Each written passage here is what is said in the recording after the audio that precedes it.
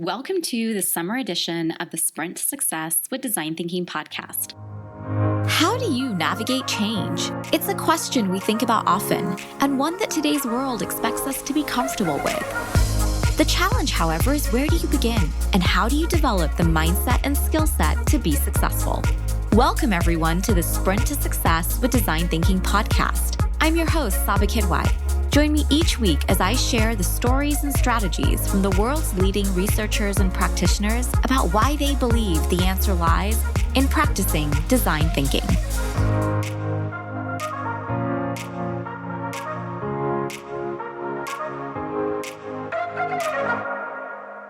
So the podcast is actually an extension of the dissertation. So the dissertation really does a deep dive into the work at Design 39, where they use design thinking to pretty much what we call change the grammar of school. So the research is really based upon the work of Tyke and Tobin, where they talk about education reform is not anything new. Like, people have been talking about reform in education for the last century. So why have we not been able to, like you just shared, sustain and scale? And they bring it down to sort of this idea that we always add on one more thing, but we don't fundamentally change the foundational structures, such as the grading system, or the fact that we teach content in silos and, things like that. And so Design 39 really challenged a lot of that through that design thinking process. And so it was really a matter of looking at how does design thinking prepare students, with the mindset and the skills to be able to thrive, in the world that, like you said earlier, is rapidly changing. And so I knew not a lot of people were going to be interested in reading the dissertation. I mean, even, you know what I mean? It's just so long. It's written in a really robotic format, right? It's like APA and whatnot. But I thought, going back to that idea of testing a lot of the ideas that we share about, a lot of what we talk about is student creation. We talk about student voice, and we talk about, connecting with having an authentic audience and connecting with people in the real world. And I felt like the podcast I thought about a lot of different mediums, but the podcast seemed like the most interesting one to experiment with. And that, why am I just writing about these authors and researchers if they're alive and well and have an email or a Twitter handle? The idea that you can just reach out to people today and be like, I'm a student. There is so much power in that line alone. I'm a student. I'm working on this. I referenced your research here. I read about XYZ, and I would love to be able to interview you and be able to talk further about this. And I have yet to have anyone say no.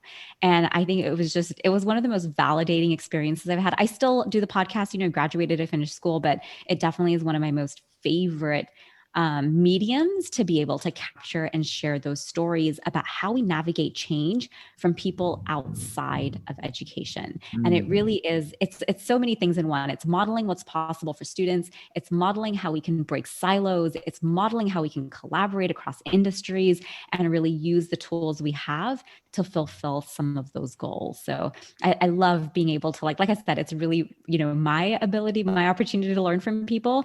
But that idea that you can just message someone today is a really, really powerful concept. Oh, yes, for sure.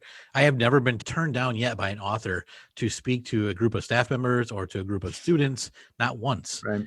But we couldn't ever get them in to an auditorium that, you had to pay, they had to take time off work, but to Zoom in or to do some kind of video capture, it's amazing. So that's really delightful to hear that it's working, not just behind the shutter curtain, but also down in California. Yeah, absolutely. We and Adam and I have talked about that many times, about the power of just hitting a button and reaching out to someone that you've only ever seen on Twitter, and then bringing them onto the podcast to see them face to face and spend some time with them. That's been such a talk about innovation. And I think that's an important aspect for everybody to hear, that, like Jeff said, when we reach out to people, sometimes I feel like, oh, who am I to reach out to them? They're the, the king of the Twitterverse. And you know what? They have warts just like we do. And it's good to see that they're real people. And the ones that we've talked to they're just like us. They just have done other things. They've been noticed. But it's great talking to real live people who are doing the work, and they did it for the right reason. So it's been encouraging. For sure. Absolutely. I mean, I've always found that it's one of those things, right? Everyone has a story, and people are excited to share their story, like share their voice, share their experiences. And I think, as like a host, when you curate that into an experience for somebody with an end goal, with a purpose, like we're taking you on this journey through these different stories, it's a great way to be able to just highlight the work that different people are doing. It's your turn to join the conversation by sharing what you enjoyed or what questions you still have.